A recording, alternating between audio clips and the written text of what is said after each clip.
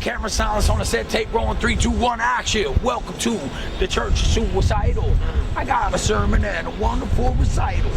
It's something I must mention. It's an important message I must bring to your attention. Look, I was in meditation and prayer last night, and I was awoken by the shining bright light. And overhead, this glorious spirit, he gave me a mention, and you all need to hear. He said, send me your money. Oh boy. That's what he said, I swear. He said, send me your money. My name's Lou, and I'm formerly homeless. I'm off the streets, and I used to live with these guys. I used to drink with these guys. I used to get in trouble with these guys and get locked up with these guys, especially this one. Well, where did you live at? We lived under the boardwalk. We lived in stairwells. Yeah. Bus lobbies. Bus lobbies. Even in the wintertime? Even in the wintertime. It was cold last winter. Yeah, the wintertime. Hello, my name is Deputy Chief Ernest Jubilee of the Atlantic City Police Department. And I just want to talk a few minutes about homelessness in Atlantic City. We have a large homeless population in Atlantic City, and I believe that people are drawn to Atlantic City because of the opportunity for employment here. But when folks get here, they find that, you know, it's just not what they think it is. On a daily basis, the police department finds homeless people sleeping on our boardwalk, under our boardwalk, in our bus station, in and around our city streets. We work with the social agencies in Atlantic City in an attempt to help them and get them off the streets. From time to time during the year, we go under the boardwalk with the various social agencies, the Atlantic City Rescue Mission, the Red Cross, the Department of Public Works, and we clean out under the boardwalk. We displace people who are living under the boardwalk and refer them to these social agencies in an attempt to move them into places other than living under the boardwalk. This is an ongoing endeavor for us. We continue to work with groups like Sister Jean's Kitchen and Second Baptist Church in their efforts to deal with homelessness in Atlantic City.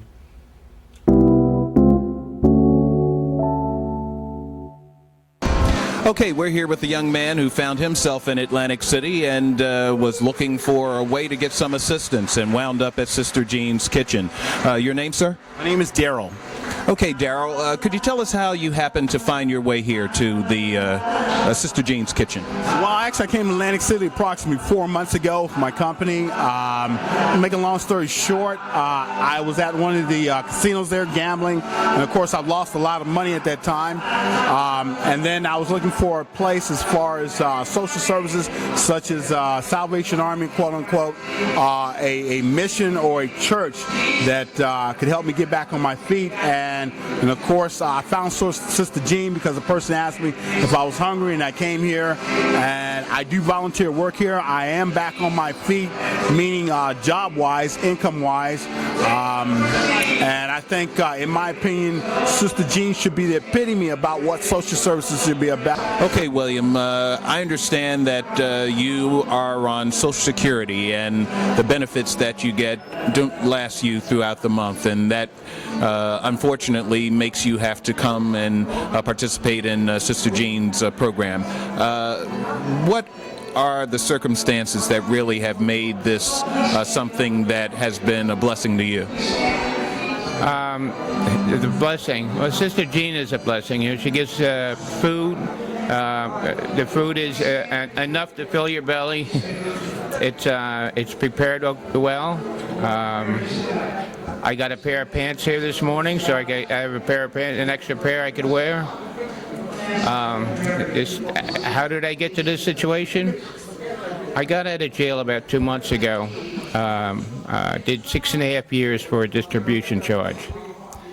I lost my property in Wildwood. I have no family. I own 2 businesses. That's gone. I got injured. I'm disabled from working while I was in jail. I came out, and I can get no assistance because of the charge. I cannot get welfare. I can't get food stamps. I can get no assistance at all. The first 2 months, I was begging my parole officer to give me some handouts to pay for my rent.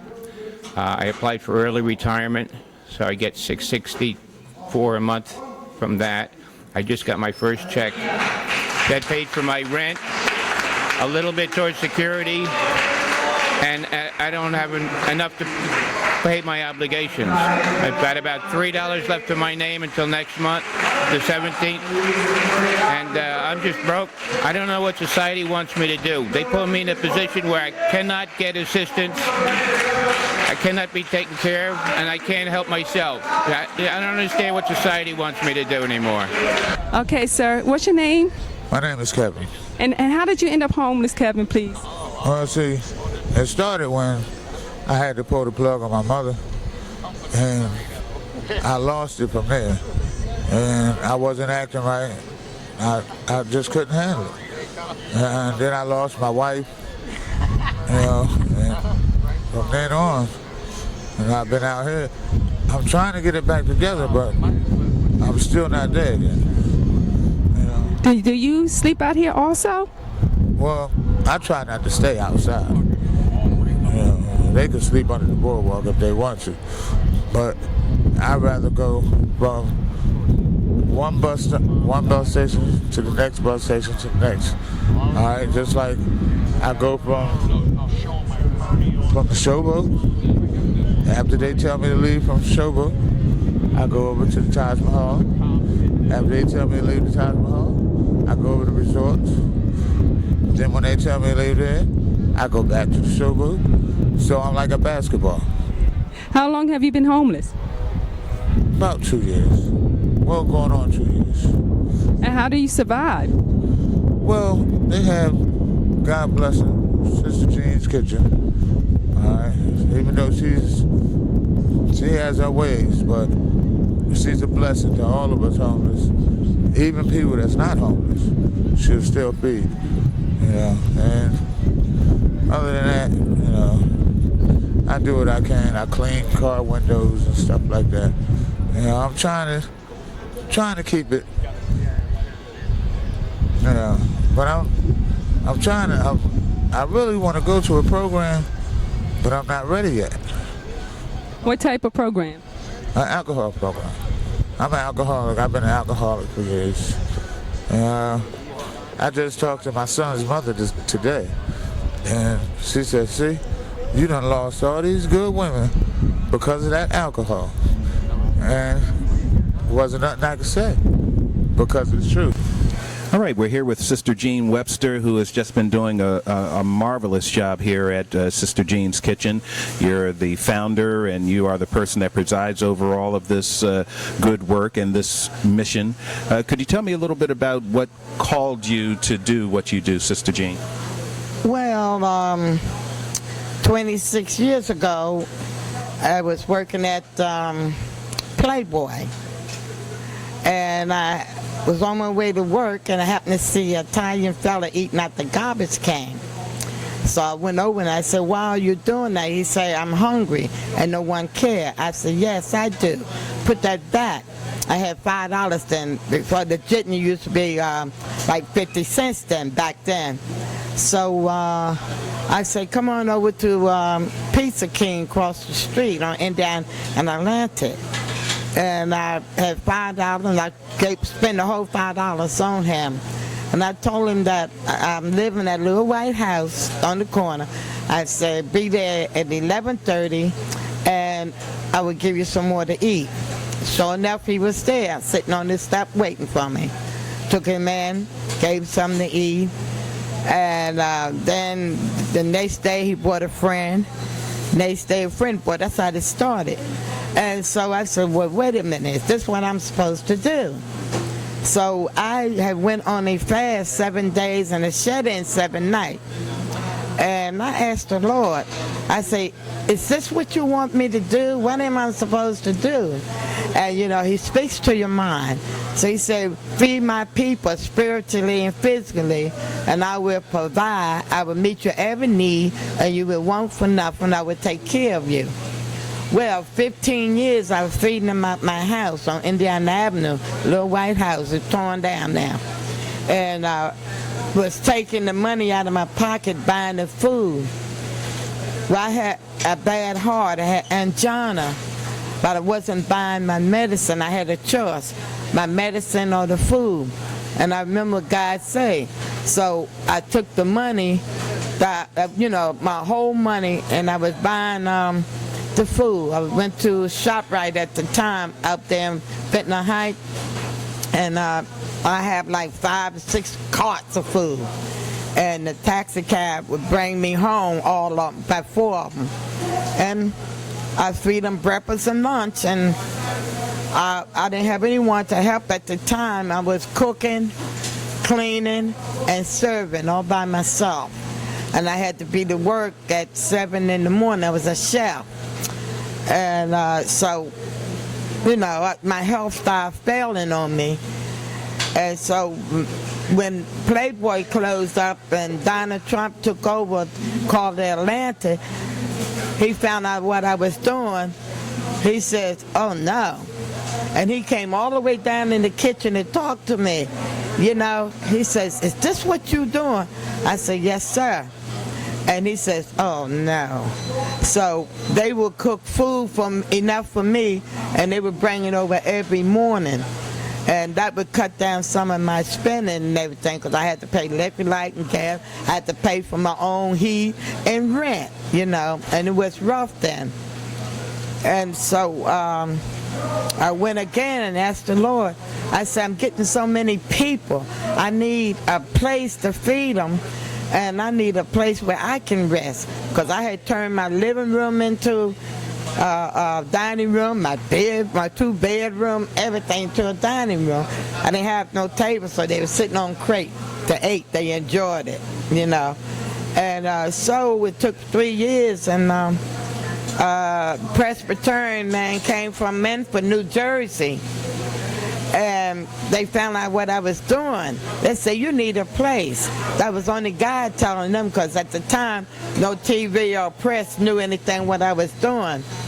And so this is where I wind up at my home on Belfield Avenue. And that's, that's how I was at the Indiana Avenue. I was feeding close to 500.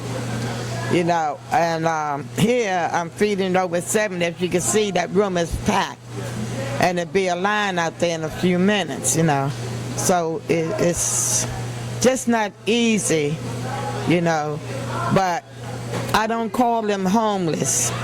I call them my guests, and I treat them like my guests, because they're human beings and they're God's children, and we're all brothers and sisters in Christ.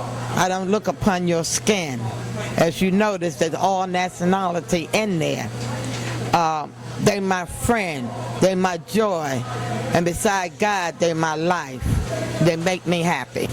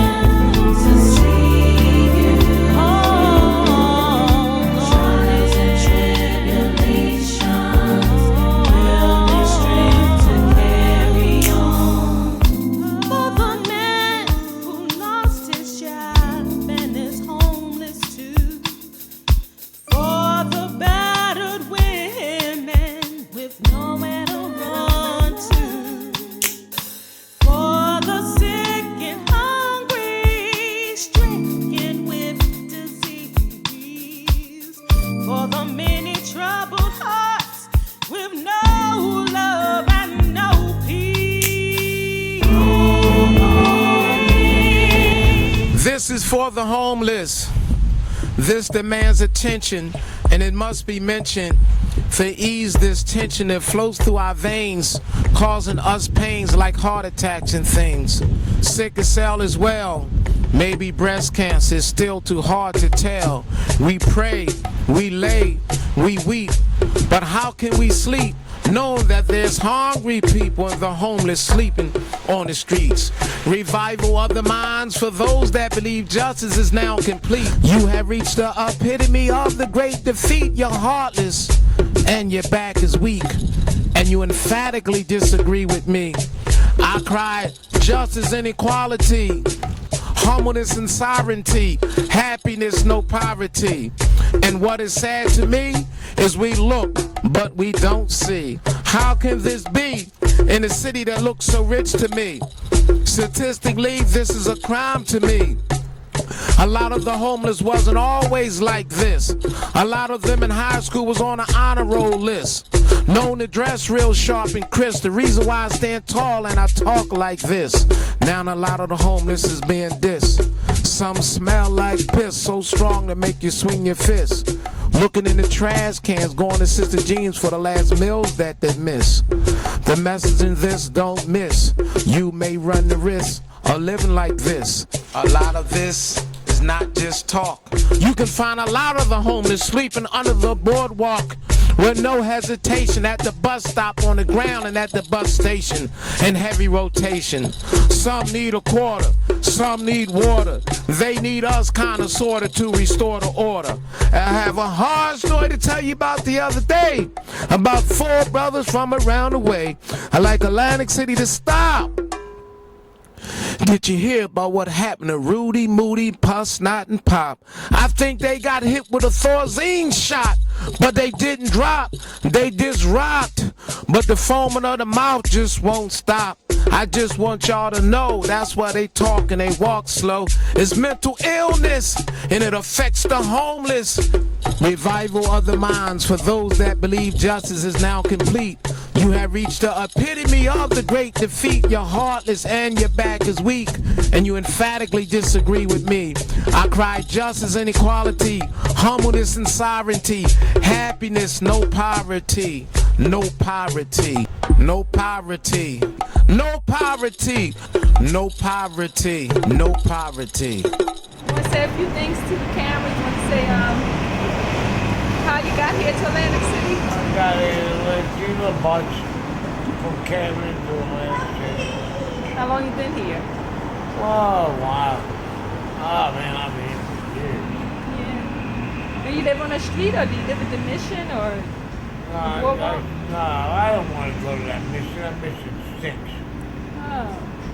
So where do you sleep? Sit in that Mission. I'd rather sleep on the street if I have to than go to Mission. No, it stinks. You're laying there, somebody standing with peas next to you, you know. That's ignorant. So where do you sleep at night? I have friends, or, you know, well, I can. Okay. Are you eating okay? No, that's why I'm paying. I got hot chocolate. That's it? I'm bumming at it. Give me a sandwich. I got tickets to get on the train, the bus to get home. Don't you have family? Yeah, I go to my family for a night or two.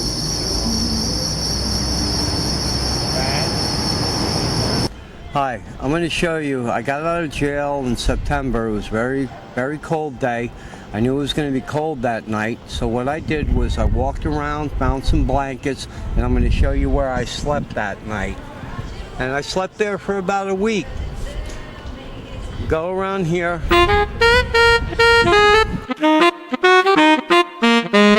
This is a comfort station. There's opening right there. People sleep under there sometimes. They go under there. But it gets wet because there's cracks in the boards. So if it's raining, it's hard to sleep there at night. But that's one of the places people go. And this is the lifeguard stand.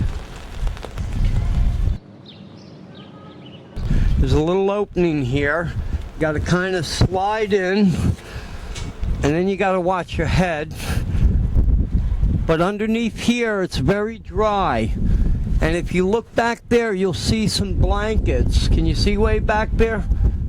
You see those yellow blankets? Now that's where people sleep. There's pillows there, there's blankets there. And because there's a roof over this building, the sand stays dry, but it's still damp and cold. So you have to have a lot of blankets. And I stayed out here for about a week until I could find a place to stay. A friend of mine finally said I could stay on her couch, and that's where I stayed after that. But if it wasn't for her, I don't know what I would do. Thank you. I'm here with Kevin. Kevin, can you tell me about the circumstances that brought you to be here at the rescue mission? Yes, I became homeless after countless years of abuse and alcohol and drugs, and eventually I became unemployable, just hopeless and helpless. And what has the rescue mission meant to you? How has it helped you? Here, when I first came here, I didn't know that they had programs to help people. I thought it was just a shelter. And the second day I was here, someone mentioned about a program, and the following day talked to a chaplain and got me enrolled in the program, and then eventually decided that maybe a little bit longer time in the program is what I needed. So I went into the Overcomers program that they have here, which is a year-long program. And so far, I'm about 6 months in now, and you know, things have really changed for me, especially my relationship with God, and this place is just I don't know where we'd be without it.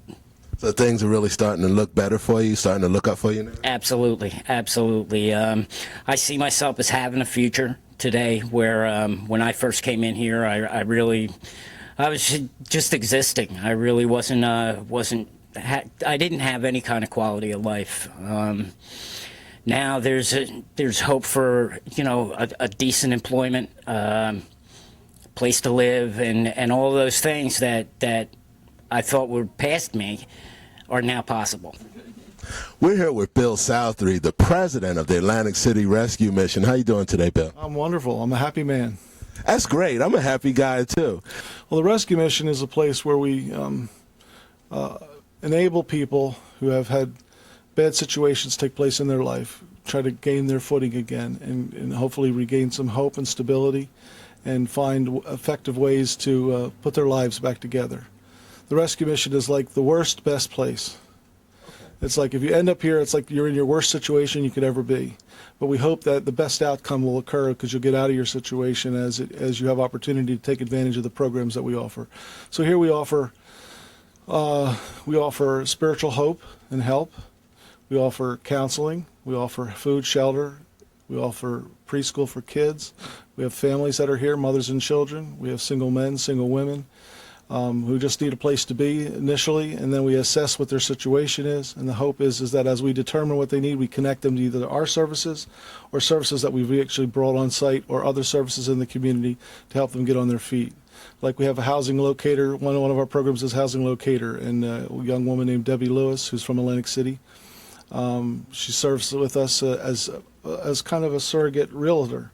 And in the last 4 years, she's gotten over 250 housing units available to people who were unhoused for various reasons. And that probably represents about 800 or 900 people housed and off the streets. We've put, hundreds and hundreds of people a year through detox and medical services. And if you've been down to the clinic that's here, that's a partnership with Atlantic Care Health Systems. That's an outgrowth of us reaching out to the hospital for many, many years, saying there's a lot of people that aren't getting good care, primary care, and they use the ER as their avenue for health. Well, we finally were able to land a federal grant that enabled them to be on site here and provide a full array of medical services, psychiatric services, and detox services, substance abuse services, as well as what we do on our side. Where before we had to handle it by ourselves, we do it together. And we have another group called the PATH team that comes from Jewish Family Services, and they work with people that are chronically mentally ill. So we actually have a partnership with them, and we have a thing called the Crisis Diversion Unit. It's a